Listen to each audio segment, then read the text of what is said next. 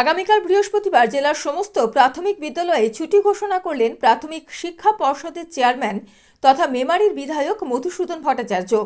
বুধবার জেলা স্পোর্টস ছিল কাটোয়ায়। এই অনুষ্ঠানে বক্তব্য রাখতে গিয়ে প্রাথমিক শিক্ষা পর্ষদের চেয়ারম্যান মধুসূদন ভট্টাচার্য এই ছুটির কথা বলেন। আমার সঙ্গে সবাই নিজের নিজের কাজ পরিচালনা করেছে।